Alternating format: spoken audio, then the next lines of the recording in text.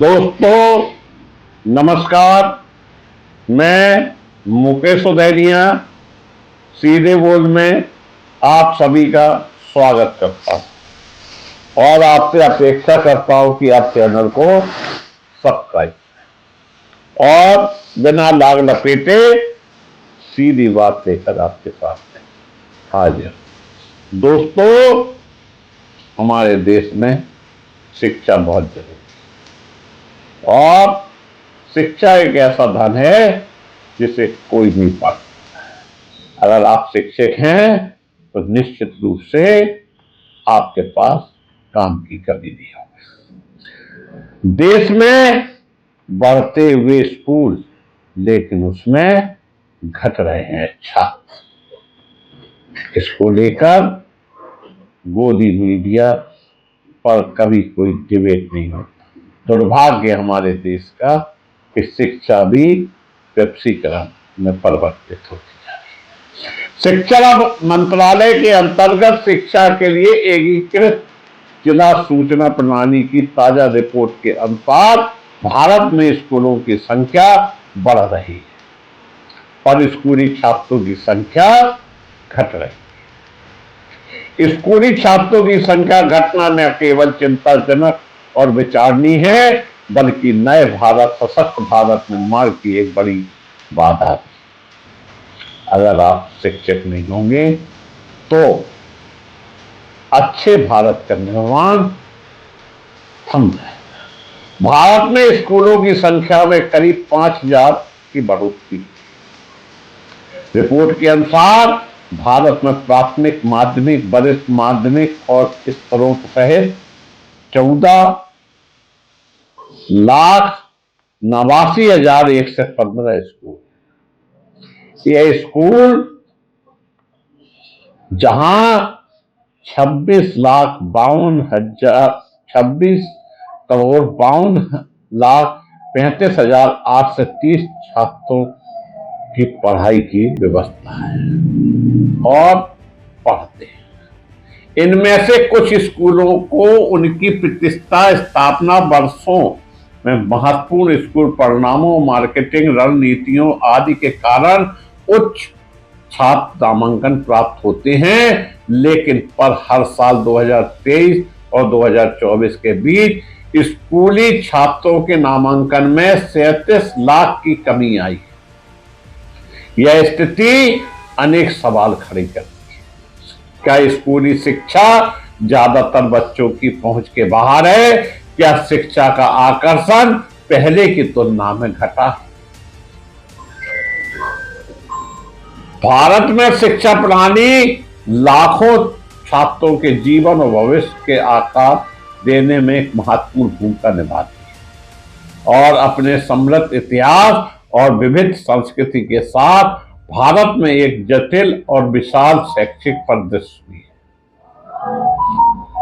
भारत में शिक्षा प्रणाली के अंतर्गत पूर्व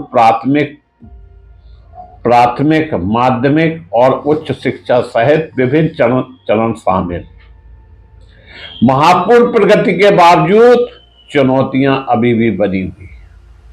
data aggregation platform, unified district information system for education plus की यह ताजा रिपोर्ट देश की स्कूली इंफ्रास्ट्रक्चर में हुए सुधार के साथ ही उन अहम दिक्कतों को भी झलक देती हैं जिन्हें दूर किया जाना बाकी। बुनियादी सुविधाओं की स्थिति बेहतर होने के बावजूद छात्रों की संख्या घटना गहन विचार विमर्श का सब्जेक्ट है।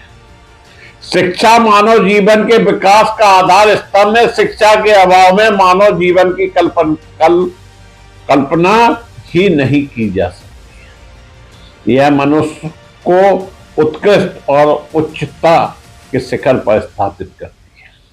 शिक्षा प्रकाश एवं शक्ति का ऐसा स्रोत है जो नए भारत के विकास का आधार है, जो हमारी शारीरिक, मानसिक, भौतिक और आध्यात्मिक शक्तियों तथा क्षमताओं का निरंतर सामंजस्यपूर्ण विकास करके नए भारत, सशक्त भारत के निर्माण के संकल्प को मजबूती देता है। देश में पिछले साल के मुकाबले स्कूलों की संख्या तो बढ़ी, लेकिन छात्रों के नामांकन में गिरावट देखी गई। जहां स्कूलों की संख्या 14,66,000 से बढ़कर 14,71,000 हो गई, वहीं इसमें होने वाले छात्रों का नामांकन 25,70,00,000 से घटकर 24,80,00,000 हो गया। यह गिरावट कमोबेश सभी श्रेणियों यानी लड़के, लड़कियां, ओबीसी, अल्पसंख्यक आदि में है। जहां तक शिक्षा के बीच छात्रों के स्कूली छोड़ने के मामलों की बात है, तो इसमें सेकेंडरी स्तर में होने वाली बढ़ोतरी ज्यादा परेशान करने वाली। यह है शिक्षा का गिरता हुआ स्तर। मिडिल स्कूलों में जो टॉप आउट दर 5.2% है, वह सेकेंडरी स्टेज में आकर 10.9% हो जाती है। इसके पीछे ओबीसी, एससी, एसटी के श्रेणी के छात्रों को दाखिले के दौरान होने वाली जटिल प्रक्रियाओं, मुश्किलें और किसी अभावग्रस्त छात्र के लिए आर्थिक मदद या छात्रवृत्ति जैसी सुविधाओं की कमी का हाथ हो सकता है। छात्रों के नामांकन की घटती संख्या को जाति के आधार पर अगर देखें, तो अन्य पिछड़ा वर्ग ओबीसी के छात्रों के नामांकन में 25 लाख से अधिक, अनुसूचित जाति एससी वर्ग के छात्रों में 12 लाख और अनुसूचित जनजाति एसटी वर्ग के छात्रों में 2 लाख की गिरावट हुई।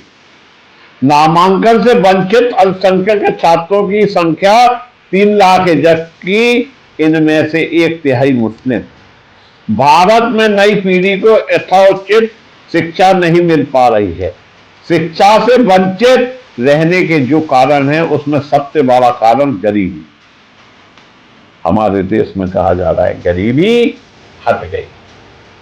सरकारी स्तर पर सरकारों ने गरीब छात्रों के लिए अनेक इंतजाम किए हैं, पर इन इंतजामों का सभी छात्रों तक समान रूप से पहुंचना आसान है। निचले स्तर पर शिक्षकों और शिक्षा कर्मचारियों को जितना सजग होना चाहिए, उतना सजग भी नहीं हो पा रहे हैं।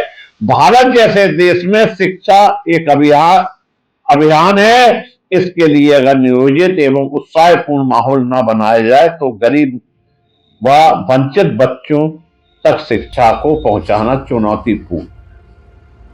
कोई संदेह नहीं कि किसी भी अभियान में अगर समर्पित लोग आपके पास नहीं है, तो फिर उस अभियान की सफलता संदिग्ध हो जाती है।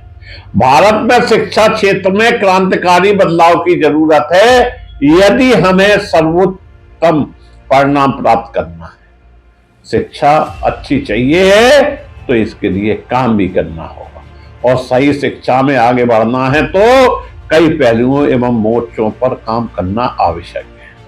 हमारी आजादी के बाद से ही शिक्षा के क्षेत्र में कुछ ऐसे मुद्दे हैं जिन्होंने हमें दुनिया में एक विकसित राष्ट्र बनने से रोक दिया। भारत में एक सभ्य शिक्षा प्रणाली के महत्व की जरूरत को समझते हुए प्रधानमंत्री नरेंद्र मोदी के नेतृत्व में नई शिक्षा प्रणाली के अंतर्गत अनेक प्रयास किए जा रहे हैं। देश की शिक्षा प्रणाली को नया आकार दिया जा रहा है और शिक्षा के जुड़े कई बड़े बदलाव किए जा रहे हैं। प्रणाली को आधुनिक बनाने एवं व्यावसायिक प्रशिक्षण शुरू करने के प्रयास हो रहे हैं। बहरहाल एक खुशी की बात है कि अब भारत में 91.7% स्कूल तक बिजली पहुंच चुकी है। जल रही या नहीं जल रही, यह दूसरी बात है। अभियान चलाकर देश के बाकी बचे स्कूलों तक विद्युत आपूर्ति सुनिश्चित होनी चाहिए। देश में 98% से ज्यादा स्कूलों तक पेयजल सुविधा के साथ ही टॉयलेट की सुविधा पहुंच चुकी है। अब साफ है या नहीं है, यह दूसरी बात। स्कूलों में संसाधन संपन्न बनाने के साथ ही शिक्षकों और पुस्तकों की गुणवत्ता एवं स्कूलों के संसाधनों के स्तर पर भी बहुत मजबूत करने की जरूरत। अब हो रहे या नहीं हो रहे, यह एक अलग बात। भारत के 60% स्कूलों में भी कंप्यूटर उपलब्ध नहीं है और इंटरनेट की सुविधा वाले स्कूलों की संख्या 50% से भी कम। लेकिन इंटरनेट आता नहीं है। आज के समय में जब हमें बड़े पैमाने पर कुशल कामगारों की जरूरत पड़ेगी, तब किसी एक कंप्यूटर शिक्षा से वंचित होना बहुत महंगा पड़ेगा। आज के समय में हर छात्र या हर नागरिक को कंप्यूटर और इंटरनेट का सामान्य ज्ञान होना ही चाहिए। कंप्यूटर आज के समय में विलासिता नहीं बल्कि महत्वपूर्ण एवं अनिवार्य जरूरी है। नया भारत बनाने के लिए शिक्षा का बहुत महत्व है। शिक्षा के जरिए ही देश का विकास होता है, समाज में सकारात्मक बदलाव आता है। हालांकि कई स्कूल अभिभावकों और छात्रों को बनाए रखने और आकर्षित करने के लिए संघर्ष करते हैं। इन संघर्ष की स्थितियों को नियंत्रित होना जरूरी। इसी से भारत दुनिया की तीसरी आर्थिक व्यवस्था एवं विश्व गुरु होने का दर्जा पा सकेगा, क्योंकि शिक्षा दृष्टि और दृष्टिकोण को बढ़ाती है, जिससे समाज में स्वस्थ प्रतिस्पर्धा की भावना पैदा होती है। इसमें उन्नत एवं चरित्र संपन्न नागरिकों का निर्माण होता है एवं देश विकास की ओर अग्रसर होता है।